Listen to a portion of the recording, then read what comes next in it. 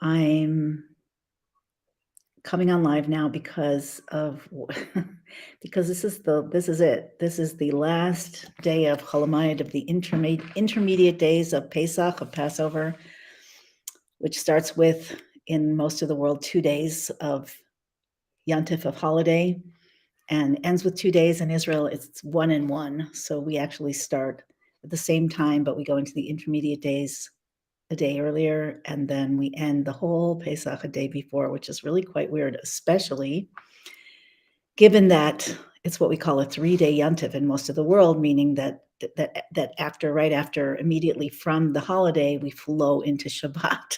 So people all over the world who are committed to keeping Shabbat and the holidays have they're incommunicado, and we in Israel were like, okay, whatever, here we are. Anyway, this is really a little bit of a serious live. There are a few things I want to say. I'm saying them slowly, specifically because my brain is running really fast and the time is running really fast. And I don't recall feeling this way on a holiday before. Certainly not on Pesach, on Passover. It just feels like I am like taking care of some last details for my summit, which is starting Tuesday. That's pretty soon. And that's going to be really amazing. The topic is miracles and metamorphosis. So if you want to sign up for that, just go right ahead on www.gateofunity.com/summit, all lowercase. Hi, Vanessa. Good morning. And I have, I think, 15 or 16 speakers, like rabbis, teachers, healers, not people who aren't Torah-based, but who have something miraculous to offer, because it's really the time. It's really, really the time for us to start living with miracles. And how do we live with miracles? So that's a good question, right? That's a good question. And the Rebbe talks about it. And I have been delving into this topic together with a number of my colleagues and friends for quite a few years now. And what happens to every Pesach, every Passover, what happens is that we go through the holiday and we're in the celebration and we're in the preparation, the cooking, the whatever it is, the praying, the learning, the bringing, the connecting, and going deeper, and unraveling the mysteries of our lives from our own connections with each other and what we know and what we work with. But then there's what happens afterwards, and what happens afterwards, and I've seen this every single time, what happens afterwards is there's some kind of huge quantum leap in the individual life and in the world. Now, I don't know what number you should X that by, 100X, whatever, where we are right now, because we are in a time that not only is prophesied in the Bible, in the Torah, not only is the purpose for creation, as it says right in the beginning of the Torah, that God created the world, tohu vavohu, empty and void, v'ruach Elokim rachepes al pnei hamayim, the Spirit of God was hovering on the face of the waters of the deep. And what is that? What do the commentators say that is? That is the spirit of Mashiach, of the Redeemer, the collective soul of all of us. And we all have a spark of that collective soul. So that is the purpose for which the entire world is created, for now. And there's no question whatsoever that because you're in a body, forget about the fact that you're listening to this live or you're trying to connect to, deeper wisdom. Just by virtue of the fact that you are here on the planet in a body right now, that is absolute proof that your soul is coming down in order to be part of this transition. And it's a real thing, and it's a serious thing. It should also be a joyful thing. And that is one of the primary directives and one of the primary channels to, what's the right word, to transmuting the events that all prophecy could be, has a negative side and a positive side. As I've said before, and I'll repeat it many times, every prophecy that's positive is the divine vision. It's God's vision. It's going to come true literally, beyond anything we can imagine, but also in ways that change our, health and give us loving relationships and abundant prosperity. All, kol ma'adanim ka'afrati, all delicacies will be like dust. The prophecies say this. Maimonides says this. But they're negative prophecies. And why? Because those are designed to catalyze a shift that is necessary in order for us to transition into that positive end game. And in fact, I remember the Rebbe talking about, obviously based on on deep Torah sources about the end of days. The end of days in Hebrew is Ketz HaYamim. Ketz means the end, and Yamim is days. It also interestingly means oceans, mystical concept. But Yamim, Yom is a day. But there's also Ketz HaYamin, which could be days in Aramaic, but it also in Hebrew, it means of the right side, right, as opposed to left. So the end of the right means a switch from the paradigm, the matrix of suffering and struggle, like the birth canal, right, to a paradigm, to a matrix of unbelievable, miraculous, revealed good. So when we talk about the end of days, there are this dual process where the end of the exile is occurring, which means that the contractions are increasing and the darkness, the lies are coming out. And there's division and polarity between people. I don't have to talk about this to you guys because you guys know what's going on. Hello, Tom. Glad to see you guys. Anyway, but part and parcel of that, and that to a large degree is what the summit is going to focus on. The summit is going to focus on actually the formula to becoming miraculous. And it's not going to be the whole thing. This is a work in progress, but there are many, many pieces that are formulaic, that if you learn how to do them, the way that reality functions in your world is going to be a lot different a lot of the time. So again, just mention, so you can sign up for free, and please share with your friends, because we want to increase the morphic field. Every person who connects builds this morphic field that we then all get to draw from, which is the matrix of redemption, Ketz HaYamin, the end of the right side. Right, always, by the way, in the tree of life, the right side represents divine chesed, kindness, flow, giving, good, whereas the left side represents severity, might, discipline, kind of. The right side is light, the left side is vessels. You need both. But we really want to move into a world where everything that happens, even the vessels that are created, are happening in a spirit and a flow, physically, emotionally, spiritually, interpersonally, in every level, financially, a flow of divine goodness that is very specific and grounded and solves all problems that human beings have struggled with. So that's Ketz HaYamin. That's just a little taste of what Ketz HaYamin is, the end of the right. Hi, Gila. So good to see you too. Oh man, now that I'm seeing Gila, I just have to say that this is like report from Eretz Israel, report from the land of Israel. It is moving so fast. I don't know how it's happening in other places. We just have this one day. We just have one day left. And I've spent most of this last day of Chalamayid, the intermediate period, just like finalizing, topic titles for my speakers for the summit and what's happening, what time are we going to have the Mashiach Suda. I should say that also. We had on the last day, we have what's called the Mashiach Suda. Like I said, the first days of Pesach, we're commemorating the past and our freedom. So we lean when we eat, we lean because we're free. We celebrate the fact that we were slaves and now we're free, but our freedom didn't last. And that's because the original Pesach, the original Exodus, was only the beginning of a process, a cosmic process that is culminating now. So now in the last days, we are celebrating and we are bringing down. It's not really just celebrating. There's celebration, but it's much more activation. Like tonight, people stay up all night and study Torah because you know what happened tonight? The Jews crossed the sea and the sea split into 12. And there were incredible wonders. It says in the Torah that the lowliest maidservant saw revelations in the walking through the sea that the highest prophet could not see. So that's the energy of tonight. And our job here, God's providing the chesed, the energy, and also the wake-up events, which I would like to minimize. This is my personal vote. But we have to provide the vessels. Because light without vessels, you could have 60,000 amps of electricity without a light bulb that is of the right magnitude that can hold that kind of light, not just like explode because it's too much. You have to have the right vessels in order to channel and reveal the light. So light in the spiritual sense is not revealed. It's just potential.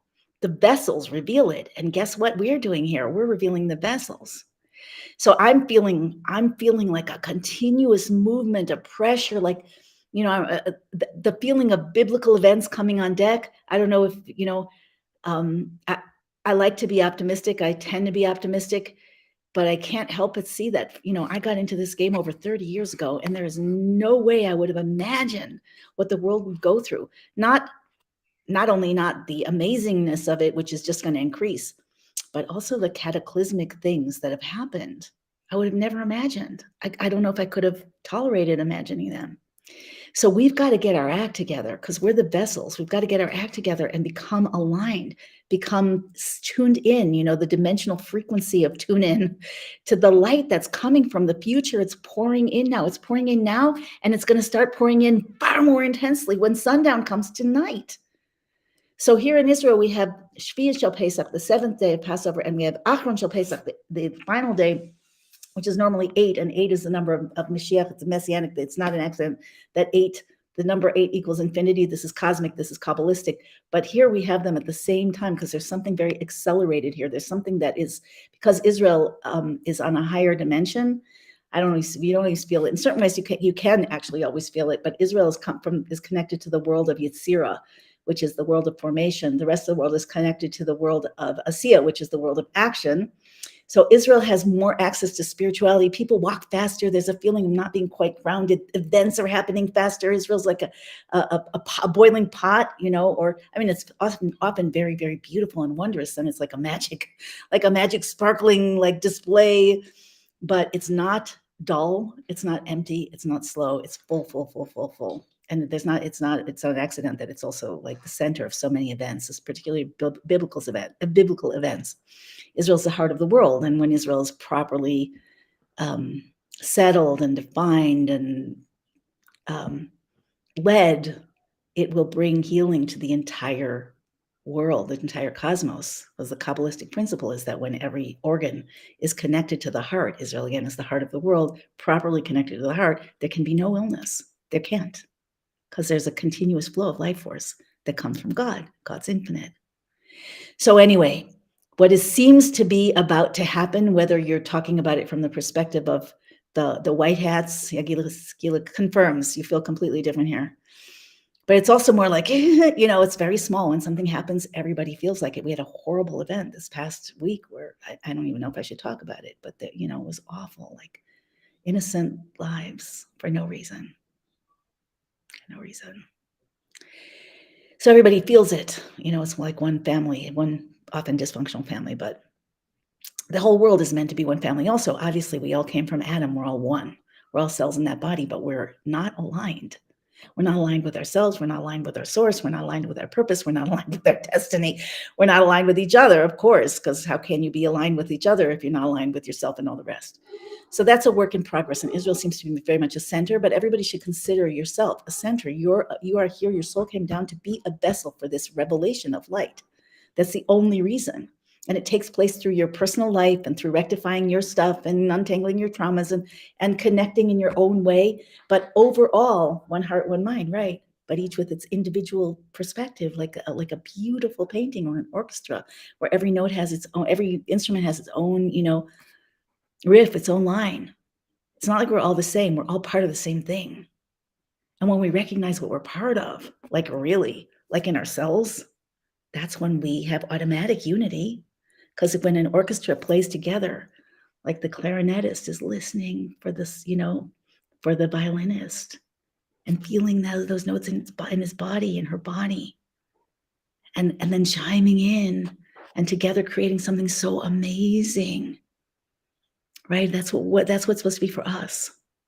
So that doesn't happen unless and until, and this is our destiny, this will happen, but till we connect with ourselves, who we are, what we're here for, what is our common source, the source of everything. What is the plan? Because there is a plan. The world was created with an intention.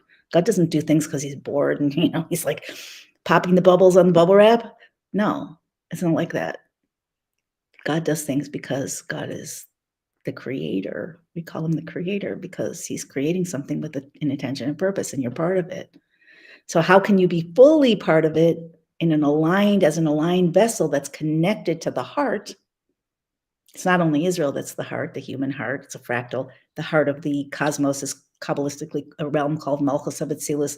The heart of everything of creation is the one source, right? The one common mission, the symphony that we're all here to play. So we cannot play our note if we don't understand what the composer had in mind. And if we don't know that there are a bunch of other instruments and they each have a role.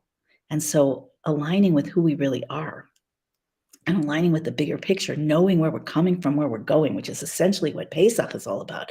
We start with the Seder. We know where we came from. We're commemorating it. We had freedom. We got freedom. Freedom was unleashed into the world. But do we have vessels for it?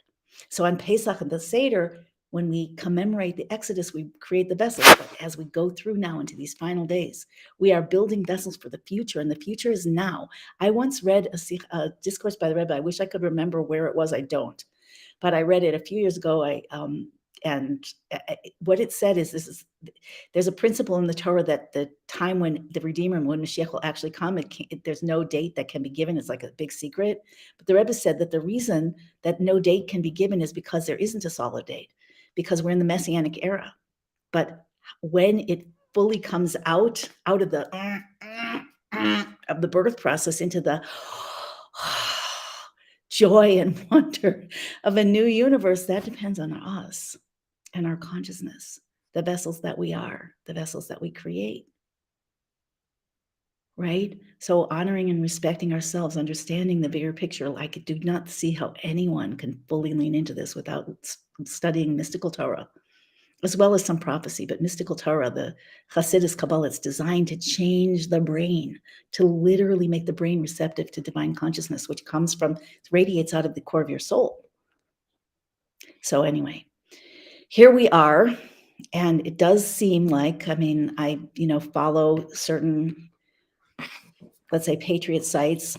I take everything with a very, very big bucket of salt because, how many times do I hear a date that doesn't happen? Or, I know how prophecy works anyway. First of all, no human being knows. I don't care what they have planned. I don't care what quantum computing they use. They don't know. There's a God. Not only there's a God, but each one of us has free choice at the core of our being. And when we make a different choice, like Maimonides says, every person has to see the world as totally balanced between good and evil, like that balance scale, and know that his one action, his one good action, his one good word, his one good thought can tip the balance into redemption, into salvation. So we are the wild card. You are the wild card. Yeah, constant flux timelines.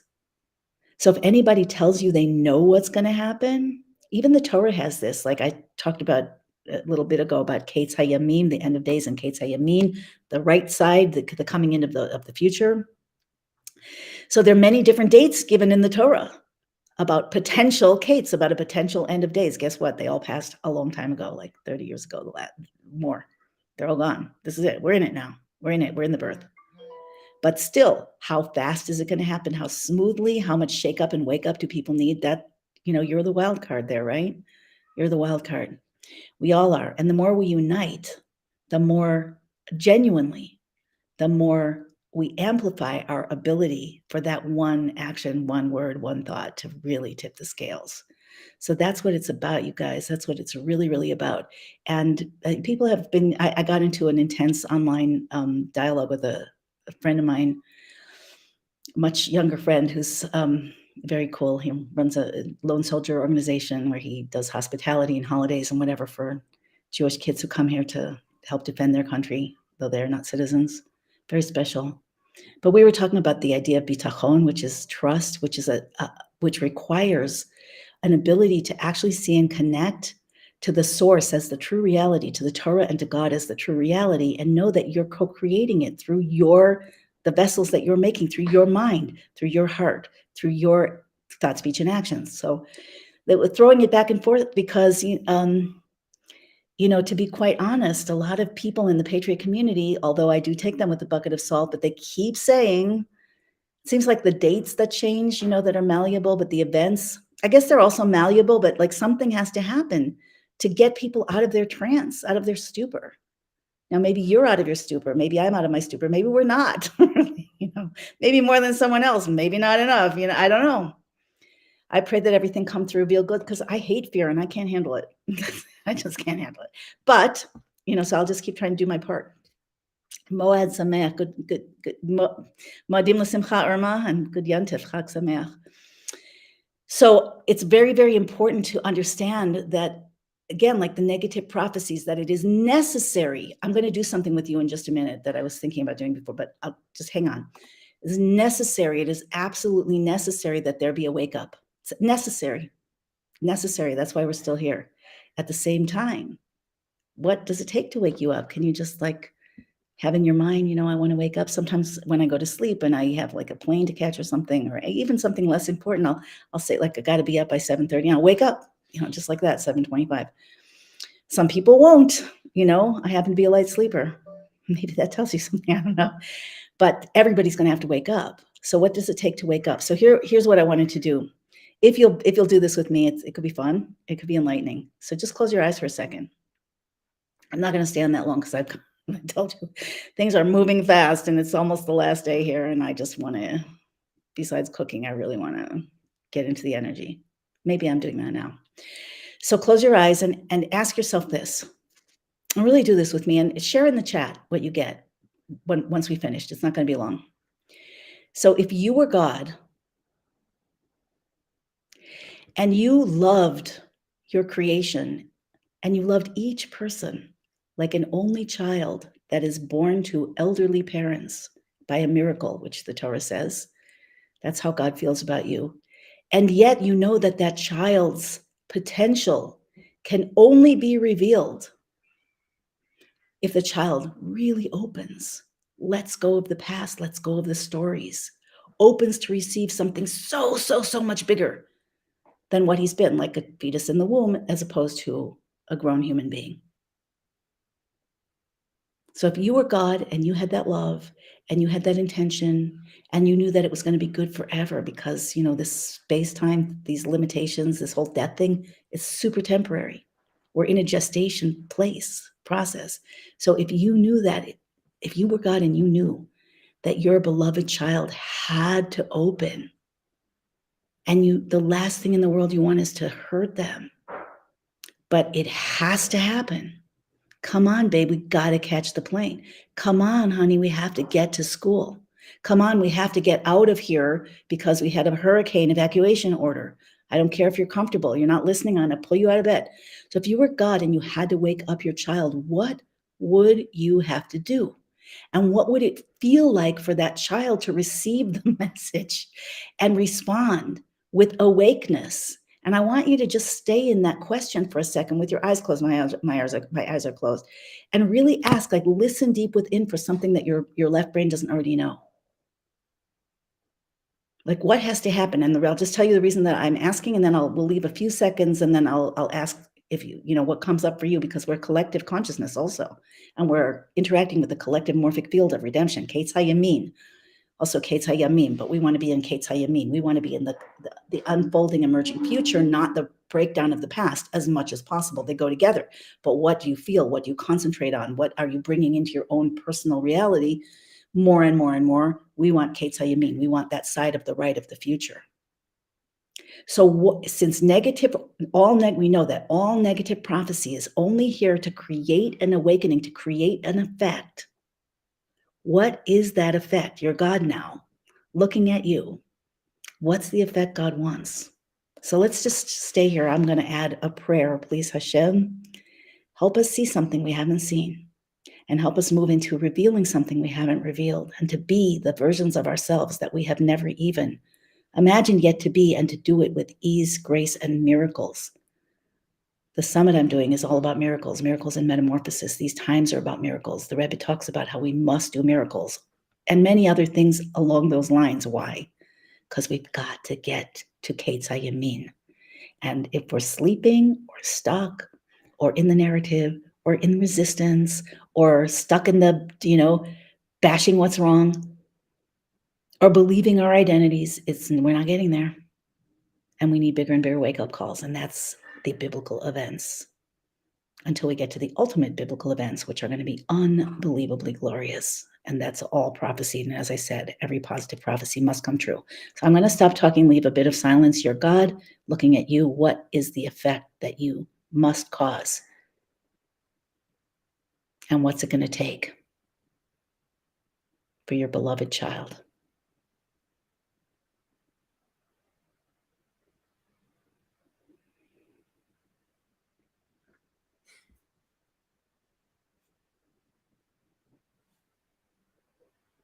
So if you get something, please share. Vanessa shared. I would not try to control that child, but would allow them to make their own decisions and mistakes. Well, God seems to be doing that, but if the child doesn't make, it's like in a certain way, we're like a herd of sheep, right? It's not very complimentary, but it's really true. And so what happens when a herd of sheep starts wandering around doing their own thing? So the sheepdog gets them, snaps at their heels and gets them back into like formation. So my idea is to EPS. My idea is to choose to willingly participate with this like hurting of ourselves, in each other through the ways that we can encourage and support and catalyze each other. But we can't do that if we're not awake ourselves. You can't give someone what you don't have. And we all have so much more than we remember and that we're aware of yet. Okay, so Gila says Gila says that God would finally like say yes to the through the patriots who are working on our behalf to interrupt all of our ordinary programming with really solid, mind-blowing, shocking, illuminating information on what's really been going on.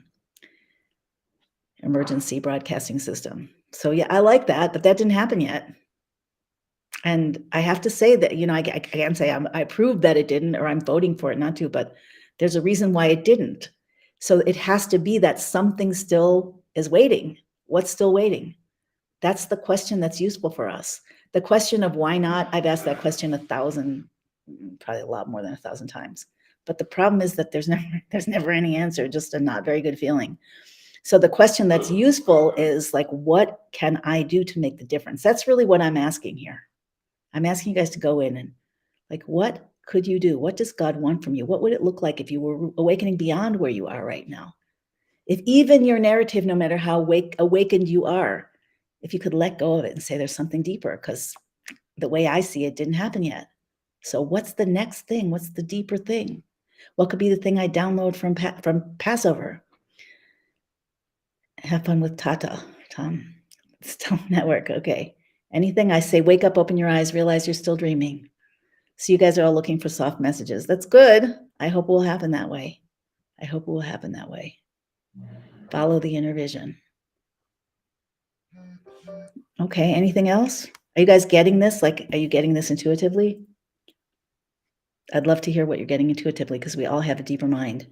He's taking the Band-Aid off the wound for healing to come. We need to surrender, sacrifice, focus, and trust that Hashem has our best in mind, to long for Hashem more than the life he gave us.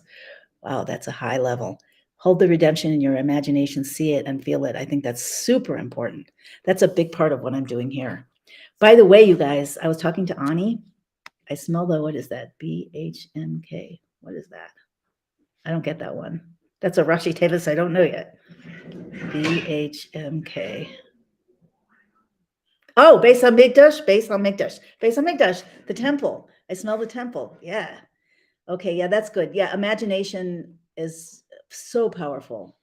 And to keep it on that right side, and when we get triggered on the left side, which I do, I don't know about you guys, to pull it out deeper from the right side, to make deeper connections, deeper prayer, deeper, that seems like a really, really, really good way to function.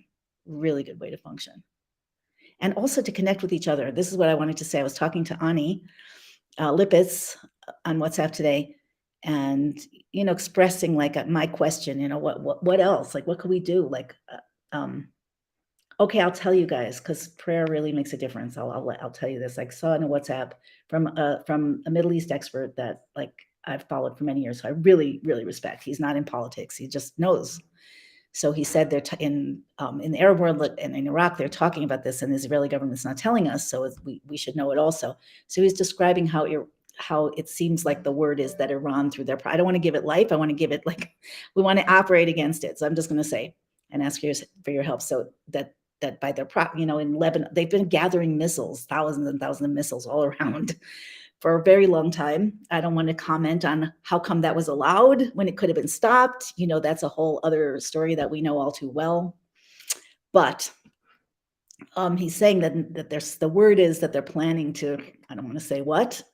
Now, I know that there's no doubt that in Israel, like it says, Einei Hashem Elokecha ba mereshis hashana v'ad achri shana, that the land of Israel, it says in the Chumash and the Bible, and the Rebbe's repeated it countless times, that Israel is the land on which God's eyes are upon it from the beginning of the year to the end of the year, and it's literally the safest place in the world. However, it's small. It can be volatile. So there are miracles here constantly. Before the 6-day war, it was printed in a lot of Israeli papers, maybe all the Israeli papers, that parents asked, their kids come here. There's a custom of a lot of kids coming here to study for a year or for a few years, and in yeshiva and Jewish high school and or other programs. And the parents started to write to the Rebbe, should we bring our kids home? They're threatening war. All the Arab nations are threatening. And the Rebbe said, and it was printed in headlines in a lot of papers around in Israel. Hine lo yanum v'lo yishan shomer Yisrael. Do not run. Your kids should stay here, and more kids should come. So what does that mean, that verse? The guardian of Israel does not slumber or sleep. And the same thing happened before the Gulf War, which was more my day, that many people, I have a video of this that's easily available on you could YouTube it, the Rebbe, about the Gulf War, people coming to the Rebbe to ask about the Gulf War. I remember one woman who was probably 90 something came to the Rebbe and she said, Rebbe, I want to make Aliyah. I want to move to Israel. And the Rebbe said, God should bless you, whatever. And then she said, but Rebbe, is it safe? Mind you, this is right before the Gulf War, when Saddam's threatening Scud missiles to wipe out. By the way, he said he was going to hit the main gas line in Israel and burn half the country down. And he did hit the main gas line in Israel. But they had turned the gas off for repairs. This is the story of Israel in the last 70 years. Not due to the government, I can tell you that. But anyway, so the Rebbe said to her what I just said to you. Israel is the land that God's eyes are upon it from the beginning of the year to the end of the year. It's the safest place in the world, and Jerusalem is God's capital. And then he said something quite interesting, that it's also that now that there are millions, he said at the time, there are 2 or 3 million Jews in Israel. That makes it safer. I understand that now. I didn't then. Now, by the way, there are 6 million plus, interesting number, Jews in Israel, because wherever the biggest population of the Jews is in any time in the world, wherever they are, that's the world's superpower, because the Shekhinah comes there.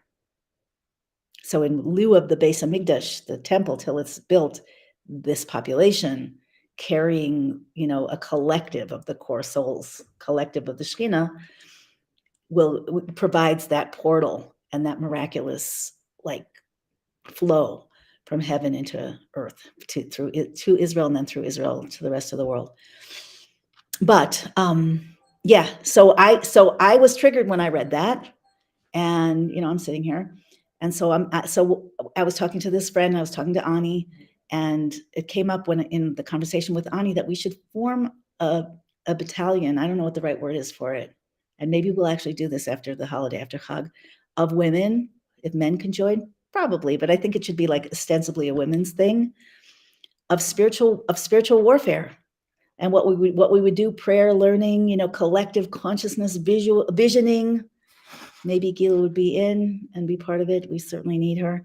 And maybe you guys would. And we want the main thing to make something like this work is not just the focus, but it has to spread. Everybody has to take it as their baby and help it spread. But anyway, together, 2 souls together can do infinitely more than one. And 1 soul is godly.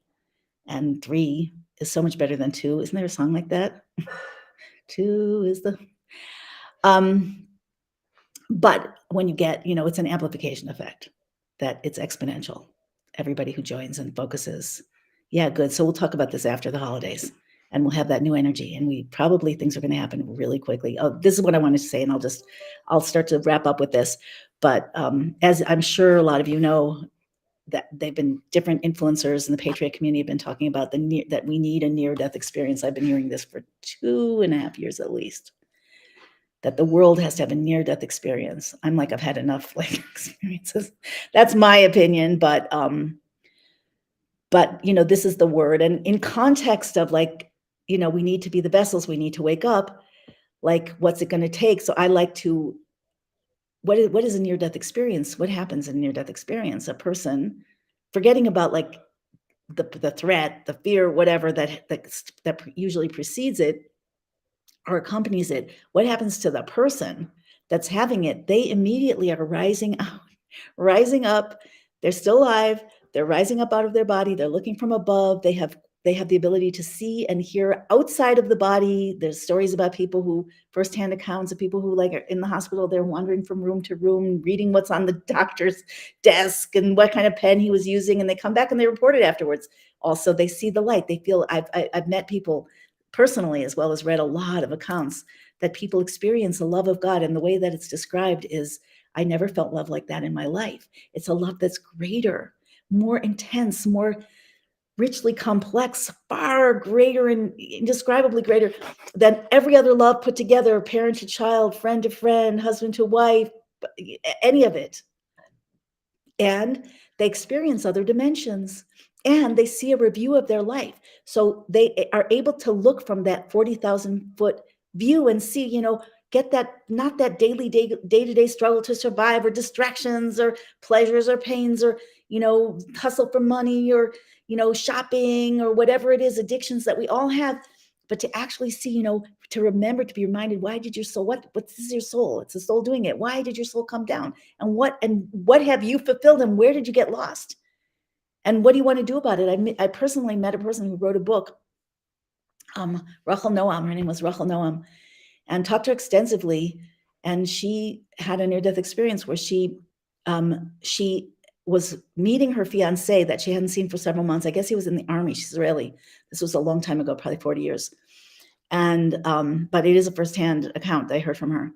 And she was walking maybe in Tel Aviv, I don't remember, and this construction scaffolding got loose and fell down on her head and knocked her to the ground completely unconscious. Yeah, Vanessa, right? You would have thought. We're under heavy sleep drugs. Anyway, so she got knocked unconscious and people started to gather around her and she rose up and she was looking down at herself from some number of like feet above and seeing all the people who were worried and whatever. And then she started to get drawn to the light, like the archetypal experience. And she described this love in the most amazing terms. Like, well, the light was full of love. And then she saw this review of every single thing, every moment that had happened in her life.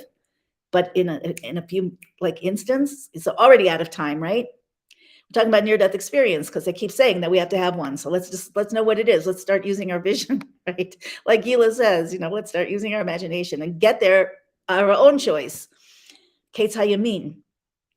And then they asked her, after she got this review of her life, I don't think this always happens, but they asked her, do you want to go back? And she thought about it. She's like, wow, it's so nice here. It's so wondrous here. Then she remembered that her fiance was waiting to meet her after these 3 months, and she did not want to do that to him. So she went back in her body with all that it took to recover. And it was a very traumatic long-term experience. She started to study. She got hold of a Tanya, this premier classical text of Chabad Hasidus, so wondrous. And she started reading about Kriyas Yam Suf, about the splitting of the sea, which is happening tonight. And she learned that the word suf, the Yam Suf means reeds. So the Red Sea that split, the sea that split biblically is called the Sea of Reeds. But the word suf, which is spelled Samach Bav Vei, is the same exact letters as the word sof, which means end, boundaries, limitations, end. So the rule is in Hebrew that when it's the same letters, even not in the same order, this is in the same order, there's an absolute, you can read the word that way. So she said that she learned that the splitting of the sea was the splitting of all boundaries. What is the sea? The sea is actually Malchus of Atzilus. It's called the Yam HaGadol, the Great Sea. It's this Kabbalistic level of God where he switches from being in himself to actually start hiding within creation while he's creating it. So that split open. So there was no barrier between creator and creation. There was no concealment. There was no costuming of God. Everything we have here is God in a costume.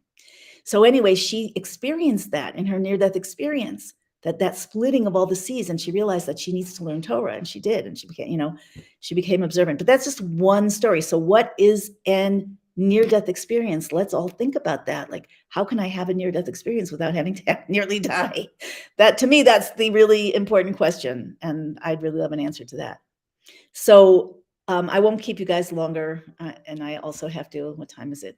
5:17. It's like an hour and 20 minutes till the last day of Pesach here, and I'm not ready. Nor for it to end. But we need to take off like a cannonball out of a cannon when this is done, and because things are going to happen really fast, whatever way they happen. It's going to ramp up. That is always Pesach. It's going to ramp up. And now in this time in history that we've never been in before, it's going to ramp up P-Elif like times 1,000. So we want to be ready. We want to draw down the energies. We want to think about these things and use our power of vision, our internal EBS, right? And unite together, which we'll work on, we'll talk about. And get ready to take that energy. And we don't do it all on our own. It's not just that we do it together. God is very in it with it. Like this time of year, this is the time when we have what's called the light, from above to below. God took out the Jews from Egypt with a broad hand, outstretched hand. So God is doing this with us and for us and through us, but we have the choice of participating through being vessels, waking ourselves up, tuning in, using our power of vision for the right things, connecting with our deeper selves, with the Torah, with the plan, with each other, with the light in very powerful ways. So that's just a heads up. And I hope you guys are in it with me. If you're in it with me, tell me, and start thinking about not only downloading the light and not only the Pesach and the Shvi Shel Pesach, the splitting of the sea, and the Achron Shel Pesach, the activating of the Geula within us and outside of us, here and now, but how we're going to unite to actually become a larger collective vessel, which makes each of us individually much larger vessels. That's how it works. That's how a morphic field works. That's how a matrix works. How we're going to do that. So start using your power of vision right now and through the next couple days till we get together again. And let's make this happen. Let's make this happen in, like I like to say, the Rebbe's way, like the gentle, amazing, blessed, wonderful, wondrous, miraculous ways. The prophecies say that in the Eretz Mitzrayim, Arenu Niflaos, that in the days that you, as in the days when you left Egypt, I will show yours. And the Arizal says that the ones that we will see now are wondrous compared to the wonders of then. So wonders can be like something mind-blowing, can be something, that we don't necessarily love, or it can be something that we cannot believe we are here, that we have the merit to be living in this moment and receiving it. That's what we want to go for, right? That's what we want to go for. I cannot do it alone. Gila can't do it alone. Irma can't do it alone. April can't do it alone. Vanessa can't do it alone. We can do it together. Lo al yedei malach. Yeah, God's not redeeming us through an angel. He's redeeming us himself. But I'll tell you one last thing and then I'll go. This is something that I just keep thinking of again and again and again. It's from the end of the commentary of chapter 1 of Shari Yichud of the Middle Rebbe, and I don't expect most people to have a clue what I'm talking about. It's a very deep mystical text of Kabbalah and Chassidus that is literally called the gateway to divine consciousness, to unity with God, divine unity. And I learn it, I teach it, I delve in it, and it's transformed my brain over and over again, which is what it's designed to do, besides give you like the core building blocks of what's actual reality, actual reality.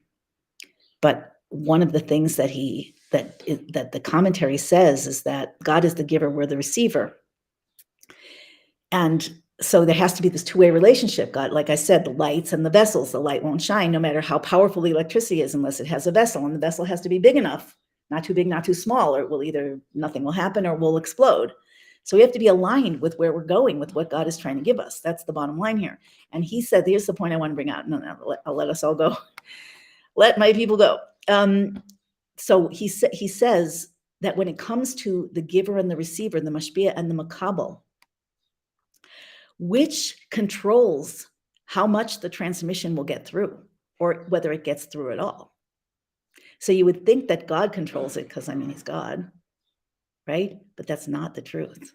The one who controls it is the one receiving it, who can close it off or open up to it. And he says that to receive the transmission that the teacher, any teacher, but in this case, any giver, but in this case, we're talking about God and divine consciousness, Geula, reality, internalized in our being and in our world. We have to be longing. We have to have a mind that is, I don't know, how do I translate it? Like a mind that is so open, like such a beginner's mind, so flattened from ego, so profoundly open and seeking and longing for the deeper truth to receive. And he says that the lips are salivating. That's the expression, like desire, like, please, I want this. I'm opening to it. I'm receiving. I'm completely wide open. Please, God, show me, awaken me, give me, activate me. That is the mode. That is the resonance. That is the frequency. That's the position that allows God, not that allows you to receive. Yes, it does. That's not the point, though. It allows God to give what he wants to give into the world. Without it, it doesn't happen, which is why, okay, I said that would be last, but there's one more last thing, because after all, it's Achron Shel Pesach coming up, Shvi Shel Pesach. So there's a dispute between I think it's in the Gemara, between two sages about redemption. I don't remember their names. One of them says, Amen, April. One of them says that it says the people will do tshuva, umiyad hein negalin, that immediately they'll be redeemed. And the second sage says, well, what if they don't do tshuva? Then they won't be redeemed? Oh, tshuva, in case you don't know, tshuva means to repent and return. But it's not just like, oh, I'm bad. It's like, who am I? What am I here for? God, I'm sorry for everything. Everywhere I missed the mark. And please, I want to receive. I want to make up for things if I have to. Amends sometimes are required, but that's not the main point. The main point is awakening, like real awakening, not to bad entity plots. That's a level, but real awakening, like beyond that, that's all part of creation. Those things don't really exist independently. Everything is God. There's nothing else. So we're playing this out within God and God within us. Anyway, so tshuva is to awaken, to return, to allow God to flow through you in ways we can't even imagine, our souls to come online completely. Anyway, and there are levels of it, but so it says immediately soon Israel will do tshuva, not meaning the state of Israel, but the souls of Israel will do tshuva, will repent, awaken, return. Tshuva really means to return, and immediately they will be redeemed. So the second sage says so if they don't do tshuva, they won't be redeemed.